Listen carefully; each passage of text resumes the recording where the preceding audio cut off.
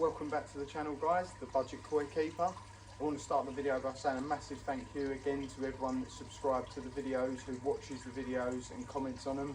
Really good feedback as always, so gives you the push to keep going with all the videos and that. So here we are. If you're a regular watcher, obviously you'll know we're not at my pond today. This is a project that I've just finished building for a good friend of mine.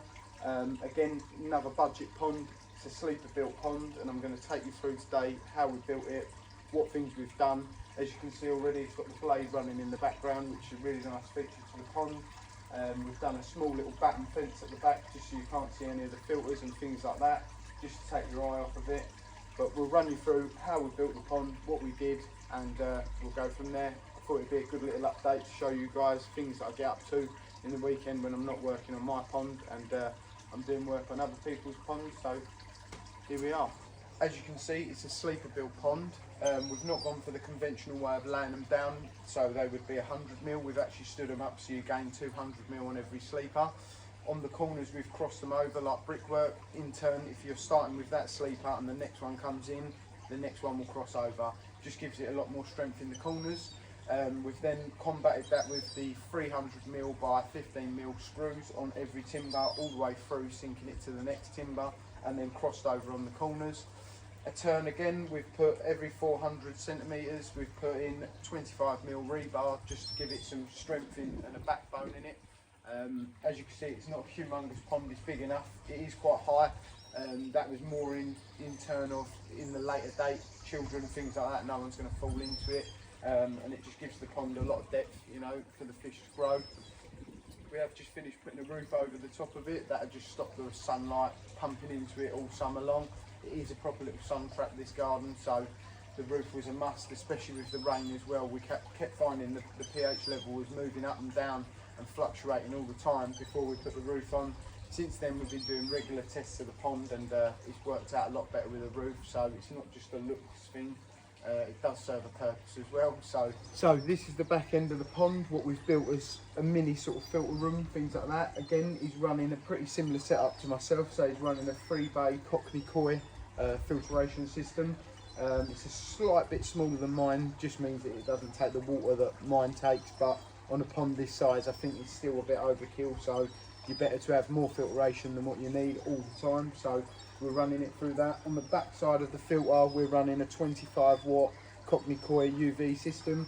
It comes through then. I've just got to now plumb up in the next couple of days this Evolution Aqua UV, which is another little 25, and then he'll run that in the summer as well as the other one on the other end. We've got all of the power points down here in the waterproof cases. It is covered over under here, but being outside you can't be too careful, so we've put them all in the waterproof cases. It's just got the air pump running behind me like that. That's running 3 stones in the pond at the moment. He's got a big centre stone and then 2 backing corner stones.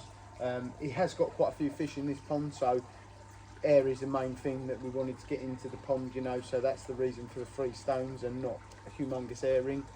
They're not giants in this pond, it's more of a grow on pond. It's sort of buy small, grow big. So yeah, we've got the backing blade, and basically the way we've fitted that is just through the fence like that, and then I've battened over the top of it with the batten style fence just to hide any of this.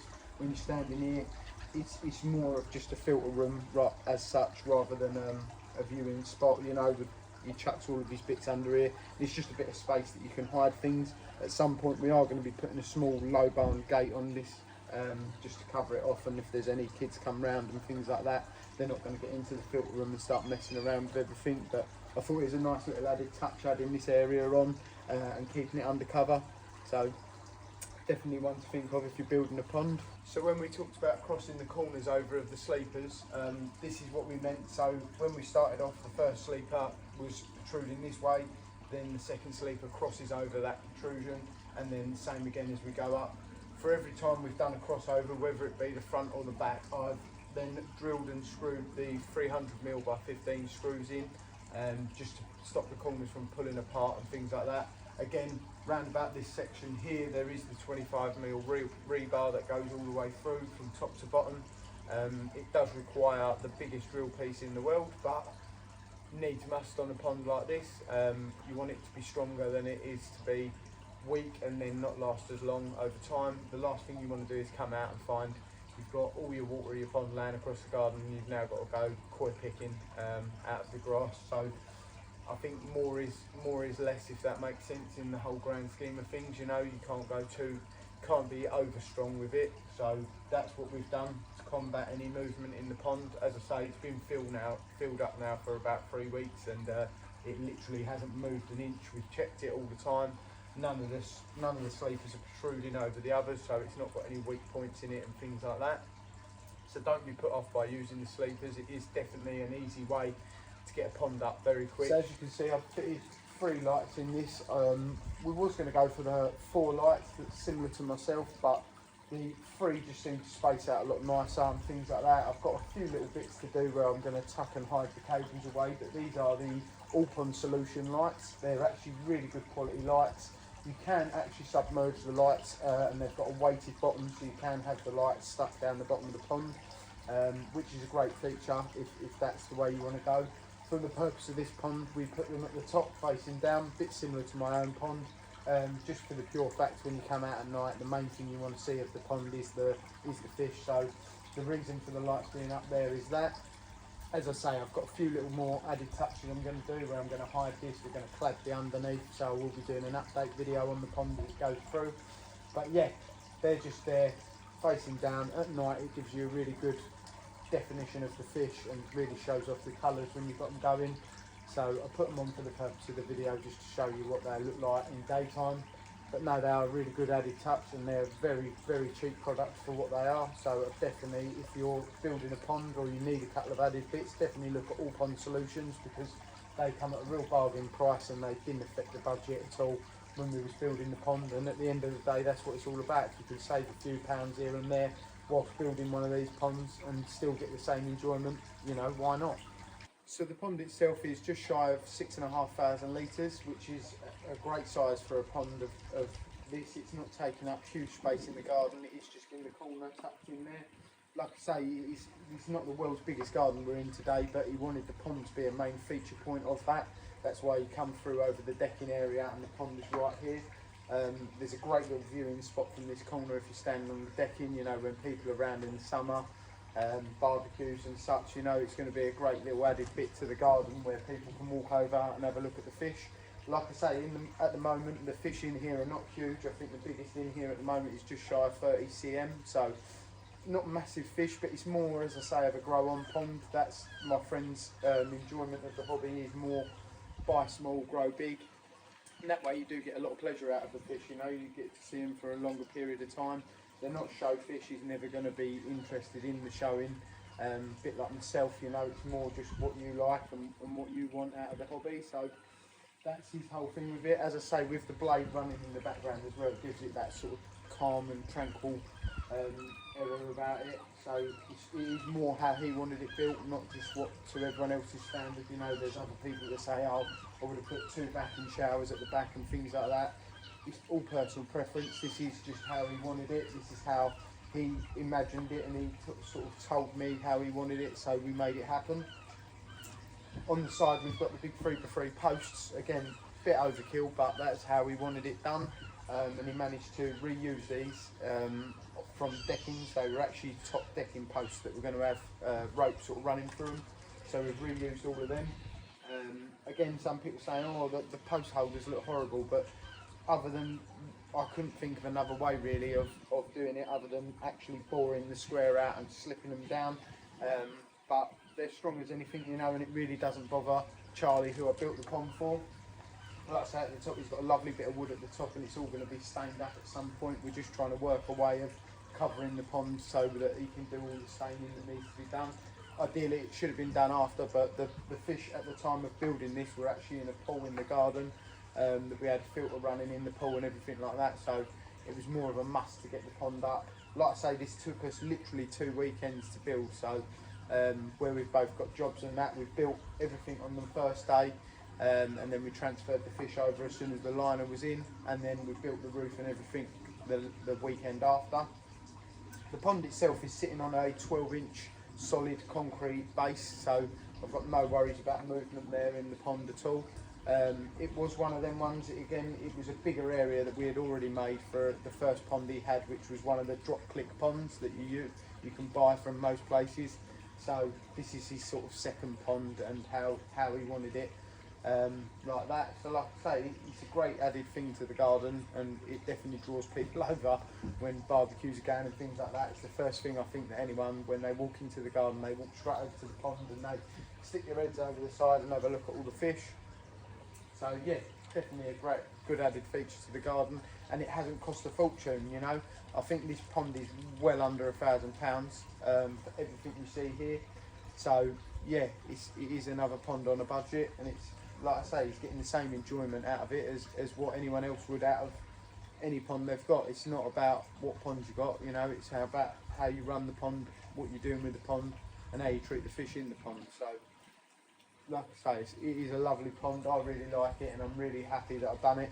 And it's just how I wanted it to come out, to be totally honest. So yeah, so going on from the pond, the next most important thing to the pond in my eyes is the roof. The roof itself is built out of 4x2 on the 3x3 posts that we spoke about earlier. It's then got an 18mm OSB board on there, and then we've just felted it. This is just your average, you know, shed felt. It's not taking huge amounts of water. With the full being front to back like that, water's not gonna hang around for long on there, you know, it's gonna go straight off. So yeah, like I say, in my eyes, a roof is a very important part. Fish can get sunburned. A lot of people don't actually know that, but koi can get sunburned, and especially in the summer months. Like I say, this garden is a right little sun trap. So another thing for me was get a roof on it, because you know, you start going into summer without one, it is a chance. You know, I've seen koi from other people that have got sunburn and things like that, and it's not a good thing, guys. So yeah, and it just keeps all your algae levels down. You know, you've got a UV pumping away in there trying to do its best. If you've got an open pond and you can fit a roof on it, I mean, not everyone can, but if you can, it's definitely something to look into. Like I say, again, it didn't cost anywhere near, you know, what you think it would. If you break it down and work the cost out, you can spread it over a couple of weeks. Even if you bought the 4x2 1 week, the OSB the next week, and then the felt the week after that, and then just had a weekend of building it, it's not going to cost you fortunes in the long run. Especially for something like this, it's not in depth, there's no like sort of skylight in the middle of it, anything like that. It's just a basic flat roof with a bit of felt on it. So definitely a must in my eyes if you're going to have an outdoor pond, is to get a roof over it. Just protects the koi, especially from passing birds and things like that. The last thing you want is a heron or a cormorant coming down. If they can see the koi, then they're going to come down on it. Things like this is very tight for a bird of prey to come into. They don't really like anything like that. So I'm not saying it's going to eliminate it 100%, but it definitely will stop them from seeing any of the fish first of all. And 9 times out of 10 I've watched them for myself, and they don't really like the tight space and things like that. So a roof is a must always, I think. Another little thing that we just wanted to show you guys on this pond is the lid. Now, I'm all one for having nets, especially on a new pond and things like that. If you're introducing new fish, it is always good to just chuck a net over, just to make sure you don't get any sort of Houdinis that are going to make a quick run for it or a quick escape. So what we've done here, I think nets, they do look awful, you know, they take away the whole idea of the pond when you can see through it. So we quickly made these frames up, they just overlap in the middle, just where the blade is, there's nothing to fix to over there. And they simply, as quick as this, lift off, and you can just take them out of the way when people are coming round or you're feeding the fish. But of a day when you're at work and things like that, it's definitely a real good idea to just pop them over. Like I say, some of these are new fish in here as well, so you know, the idea of this is to stop stops birds of prey from coming over and having a little pluck of what koi they fancy, and number 2, it's just a way of stopping the fish or anything getting to the fish. And they're very easily removable. You can just pop them straight out of the way and enjoy the pond for what it is.